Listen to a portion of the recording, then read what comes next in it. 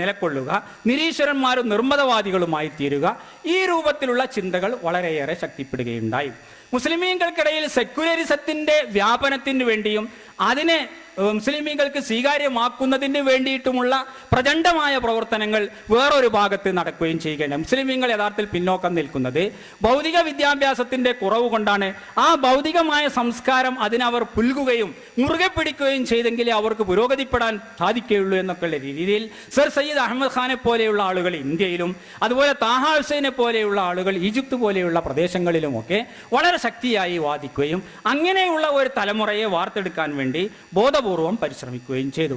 ഇതിൽ മുസ്ലിം സമുദായത്തിന്റെ ഭാഗത്ത് നിന്ന് ദീനിന്റെ പേരിൽ വല്ല പ്രവർത്തനങ്ങളും നടക്കുന്നുണ്ടായിരുന്നുവെങ്കിൽ അത് പാകിസ്ഥാൻ വാദം ഉന്നയിച്ചുകൊണ്ട് സാമുദായികവാദത്തിന് വേണ്ടി നിലകൊള്ളുന്ന മുസ്ലിം ലീഗിന്റെ പ്രവർത്തനമായിരുന്നു. കുറെ അധികം മുസ്ലിമീങ്ങൾ ദേശീയ മുസ്ലിമീങ്ങളായി കോൺഗ്രസിന്റെ പിന്നാലെയും മറ്റുള്ളവർ മുസ്ലിം ലീഗിന്റെ പിന്നാലെ അവർ സാമുദായികവാദികളായിക്കൊണ്ട് പാകിസ്ഥാനു വേണ്ടി നിലകൊള്ളുന്ന ഒരു അന്തരീക്ഷമായിരുന്നു ഇവിടെ ഉണ്ടായിരുന്നത് എന്ന് നമുക്ക് മനസ്സിലാക്കാൻ സാധിക്കുന്ന ഒരു യാഥാർത്ഥ്യമാണ്. ഈ അവസരത്തിലാണ് യഥാർത്ഥത്തിൽ ഇസ്ലാമിനെ പ്രതിനിധീകരിച്ചുകൊണ്ട് ആരാണ് മുസ്ലിമീങ്ങൾ, അവർ എന്താണ് ഇവിടെ നിർവഹിക്കേണ്ടത്, അവരുടെ ഉത്തരവാദിത്വവും ദൗത്യവും എന്താണ് ഇസ്ലാം, ഇത് വ്യക്തമാക്കി കൊടുത്തുകൊണ്ട് ഇസ്ലാമിന്റെ ഒരു നവോത്ഥാനത്തിന് വേണ്ടി രംഗപ്രവേശം ചെയ്തുകൊണ്ട് ഇവിടെ പ്രവർത്തിക്കേണ്ടതുണ്ട് എന്ന് മനസ്സിലാക്കി രംഗപ്രവേശം ചെയ്ത രണ്ട് മഹാരഥന്മാരായ ആളുകളെ ഈ 20-ാം നൂറ്റാണ്ടിൽ നമുക്ക് കാണാൻ സാധിക്കും. ഏകദേശം ഒരേ കാലഘട്ടത്തിൽ തന്നെയാണ് ഈ രണ്ട് വ്യക്തിത്വങ്ങളുടെയും അവരുടെ പ്രത്യക്ഷപ്പെടലും അതുപോലെ തന്നെ പ്രവർത്തനങ്ങൾ ആരംഭിക്കുന്നത് നമുക്ക് കാണാം. ജമാഅത്തെ ഇസ്ലാമിയുടെ നേതാവായ അതിൻ്റെ ഉപജ്ഞാതാവായ മൗലാന അബുൽ അഅ്ല മൗദൂദി ജമാഅത്തെ ഇസ്ലാമി എന്ന് പറയുന്ന സംഘടന രൂപീകരിച്ചത് 1941 എങ്കിലും അതുപോലെ തന്നെ അദ്ദേഹം ഈ സംഘടനയ്ക്ക് ബീജാവാപം ചെയ്തുകൊണ്ടുള്ള അതിൻ്റെ പശ്ചാത്തലം ഒരുക്കിക്കൊണ്ടുള്ള അദ്ദേഹത്തിൻ്റെ ലേഖനങ്ങളും അദ്ദേഹത്തിൻ്റെ പഠനങ്ങളുമൊക്കെ 20കൾ മുതൽ തന്നെ പ്രത്യക്ഷപ്പെട്ടുകൊണ്ടിരിക്കുന്നുണ്ട് എന്നുള്ളത് നമുക്ക് മനസ്സിലാക്കാൻ സാധിക്കുന്ന ഒരു യാഥാർത്ഥ്യമാണ്. ഇതേ കാലഘട്ടത്തിൽ തന്നെയാണ് ലോകത്തിന്റെ ഒരു മറുവശത്ത് അഥവാ ഈജിപ്തിൽ ഹസനുൽ ബന്നയുടെ നേതൃത്വത്തിൽ ഇസ്ലാമിക ഖിലാഫത്തിന്റെ പുനഃസ്ഥാപനത്തിന് വേണ്ടിയും അതുപോലെ ഇസ്ലാമിന്റെ നവോത്ഥാനത്തിന് വേണ്ടിയും ഇസ്ലാമിനെ അതിൻ്റെ ശരിയായ ചാനലിലൂടെ നയിക്കുന്നതിന് വേണ്ടിയിട്ടുള്ള പ്രവർത്തനങ്ങൾക്ക് തുടക്കം കുറിച്ചുകൊണ്ട് അൽ ഇഖ്വാൻ മുസ്ലിമൂൻ എന്ന് പറയുന്ന സംഘടനയുടെ രൂപവൽക്കരണവും നടന്നത് എന്ന് നമ്മൾ മനസ്സിലാക്കേണ്ടതുണ്ട്. മൗലാന അബുൽ അഅ്ല മൗദൂദി സാഹിബ് ഈ കാലഘട്ടത്തിന്റെ രോഗങ്ങളെ മനസ്സിലാക്കുകയുണ്ടായി. നേരത്തെ ഞാൻ പറഞ്ഞതുപോലെ ഒരു മുജദ്ദിദിന്റെ യഥാർത്ഥ ദൗത്യം എന്താണ് എന്ന് അദ്ദേഹം വിശദീകരിച്ചു തന്നിട്ടുണ്ടായിരുന്നു. ആ മുജദ്ദിദിന്റെ യഥാർത്ഥ ദൗത്യം മനസ്സിലാക്കിക്കൊണ്ട് ഞാൻ എൻ്റെ സംസാരം ഈ ജമാഅത്തെ ഇസ്ലാമിയിലേക്ക് ചുരുക്കിക്കൊണ്ടുവരികയാണ്. അങ്ങനെ അത് മനസ്സിലാക്കിക്കൊണ്ട് മൗലാന അബുൽ അഅ്ല മൗദൂദി സാഹിബ് അദ്ദേഹം തൻ്റെ നവോത്ഥാന പ്രവർത്തനങ്ങൾക്ക് തുടക്കം കുറിക്കുകയുണ്ടായി. വ്യക്തമായി അദ്ദേഹത്തിന് കാഴ്ചപ്പാടുകൾ ഉണ്ടായിരുന്നു. എന്താണ് സോക്കേട്, എവിടെയാണ് അപകടങ്ങൾ സംഭവിച്ചിട്ടുള്ളത്, എവിടെയാണ് പരിഷ്കരണങ്ങൾ ആവശ്യമായിട്ടുള്ളത്, എങ്ങനെയാണ് യഥാർത്ഥത്തിൽ ഇവിടെ പ്രവർത്തിക്കേണ്ടത് എന്നതിനെ സംബന്ധിച്ച് വ്യക്തമായ കാഴ്ചപ്പാടുകൾ അദ്ദേഹത്തിനുണ്ടായിരുന്നു.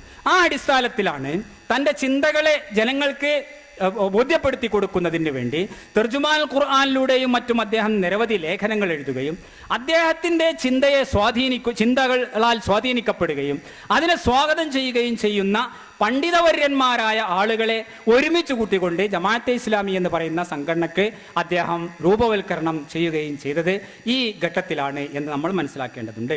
മൗലാന അബുൽ അഅ്ല മൗദൂദിയുടെയും അദ്ദേഹത്തിൻ്റെ സംഘടനയുടെയും പ്രവർത്തനങ്ങൾ ഇന്ത്യ പാക് ഉപഭൂഖണ്ഡങ്ങളിൽ ഏകദേശം ഒരു അരനൂറ്റാണ്ട് പിന്നിടുകയുണ്ടായി.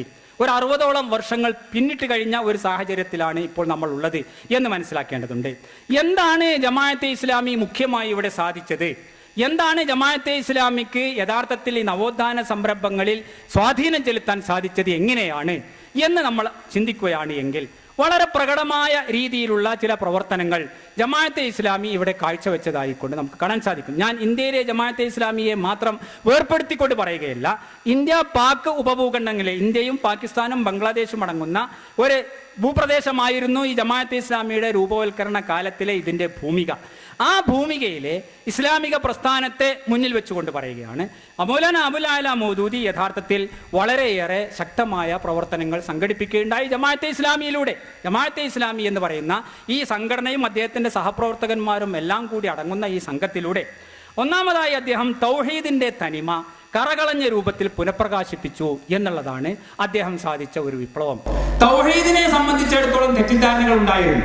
അല്ലാഹു സുബ്ഹാനഹു വ തആല സിഫത്തുകൾ, വിശേഷണങ്ങൾ, അധികാരാവകാശങ്ങൾ ഇതിനെ സംബന്ധിച്ചൊക്കെ മനസ്സിലാക്കപ്പെടുകയോ അല്ലെങ്കിൽ ധരിക്കപ്പെടുകയോ ചെയ്യുന്നത് ഇസ്ലാം ഏത് രൂപത്തിലാണോ തൗഹീദിനെ അവതരിപ്പിക്കുന്നത് ആ രൂപത്തിലല്ല. അതിന്റെ ആത്മാവ് ചോർന്നു പോയ ഒരു രീതിയിലുള്ള തൗഹീദി പഠനങ്ങളാണ് യഥാർത്ഥത്തിൽ നമ്മുടെ നാട്ടിൽ നടക്കുന്നത്. അപ്പൊ അതാണ് ഒരു വിഭാഗം ആളുകൾ തൗഹീദിന്റെ ഒരു ചെറിയ ശാഖ എടുത്തും കൊണ്ട് അല്ലാഹു സുബ്ഹാനഹു വ തആല അല്ലാതെ വേറെ ഒരു അള്ള കൂടി ഉണ്ട് എന്ന് വിശ്വസിച്ചാൽ മാത്രമേ ഒരുത്തൻ തൗഹീദിൽ നിന്ന് പുറത്തു പോവുകയുള്ളൂ എന്ന വിശ്വാസക്കാരായിക്കൊണ്ട് നമ്മുടെ ഇടയിൽ നമുക്ക് കാണാൻ സാധിക്കും. അപ്പൊ അവരുടെ ദൃഷ്ടിയിൽ ഏത് ശിർക്ക് ചെയ്താലും ഒരാൾ ഒരിക്കലും തന്നെ തൗഹീദിന് വിരുദ്ധമാവുകയില്ല.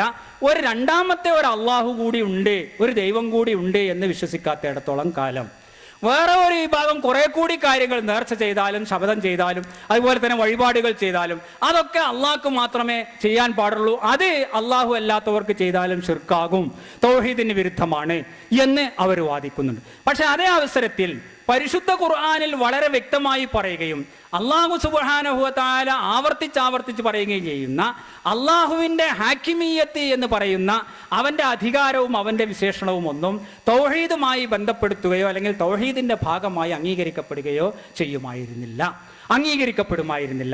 നിയമനിർമ്മാണാധികാരം എന്ന് പറയുന്നത് പ്രാപഞ്ചികമായ നിയമമാവട്ടെ അല്ലെങ്കിൽ സദാചാരപരമോ സാൻമാർഗികമോ ആയ നിയമമാകട്ടെ, നിയമനിർമ്മാണാധികാരം ഹഖ്ഖുത്ത് തശ്രീഇ എന്ന് പറയുന്നത് അള്ളാഹുവിന് മാത്രമേ പാടുള്ളൂ, വേറെ ആർക്കും തന്നെ അവകാശമില്ല എന്നുള്ളത് ഇസ്ലാമിൻ്റെ അടിസ്ഥാനപരമായിട്ടുള്ള ഒരു അഖീദയാണ്, വിശ്വാസമാണ്. ഇനിൽ ഹുക്മു ഇല്ലാ ലില്ലാഹ് അമറ അല്ലാ തഅ്ബുദു ഇല്ലാ ഇയ്യാഹ്.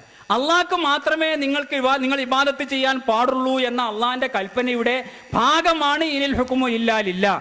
അള്ളാഹ്ക്കല്ലാതെ നിങ്ങൾ ഹുക്മു വേറൊരാൾക്ക് അംഗീകരിച്ചു കൊടുക്കരുത് എന്നുള്ളത്. അള്ളാഹു അല്ലാത്തവർക്ക് നിങ്ങൾ ഹുക്ം അംഗീകരിച്ചു കൊടുത്താൽ അതിന്റെ അർത്ഥം അല്ലാ തഅ്ബുദു ഇല്ലാ ഇയ്യാഹ് എന്ന് നിങ്ങൾ കേട്ടിട്ടില്ല, അംഗീകരിച്ചിട്ടില്ല എന്നുള്ളതാണ്. ഈ കാര്യം മൗലാന അബുൽ അഅ്ല മൗദൂദി വളരെ സവിസ്തരമായി പ്രതിപാദിക്കുകയുണ്ടായി. അങ്ങനെ അല്ലാഹു സുബ്ഹാനഹു വ തആലക്ക് മാത്രമാണ് ഹാക്കിമിയത്തിന് അധികാരവും അവകാശവും ഉള്ളത് എന്ന കാര്യം തെളിച്ചു പറയുകയും ചെയ്യുകയുണ്ടായി. ഇതിനെ സംബന്ധിച്ചാണ് യൂസുഫുൽ ഖർളാവി അദ്ദേഹത്തിന്റെ പല പുസ്തകങ്ങളിലും എഴുതിയിട്ടുണ്ട്. ഒരിടത്ത് അദ്ദേഹം പറയുന്നുണ്ട്, ഫമാ യഖൂലുഹു ബഅദുൽ മുതസർരിഈന അൽ മുതതാവിലീന മിനൽ മുആസിരീൻ മിൻ അന്നൽ ഖൗല ബിമബ്ദഇൽ ഹാക്കിമിയത്തി മിൻ ഇഖ്തിറാഇ അബുൽ അഅ്ല അൽ മൗദൂദി വ സയ്യിദ് കുതുബ് ഖൗലുൻ സാദിറുൻ അൻ ഖില്ലത്തിൽ ഇൽമി വ അദമി ഇസ്തിആബിൽ മൗദൂഇ മിൻ മസാദിരിഹിൽ അസ്ലിയ. ചില ആളുകൾ, വിവരമില്ലാത്ത ചില ആളുകൾ, അതുപോലെ തന്നെ ധൃതി പിടിച്ചുകൊണ്ട് തീരുമാനങ്ങൾ എടുക്കുന്ന ആളുകളും സമകാലീനരായ ചില ആളുകൾ അവരെ ഹാക്കിമീയത്തിനെ സംബന്ധിച്ചുള്ള ഈ സിദ്ധാന്തം മൗലാന അബുൽ അഅ്ല മൗദൂദിയും സയ്യിദ് കുതുബും കണ്ടുപിടിച്ചതാണ് എന്ന് വാദിക്കുന്നുണ്ട്.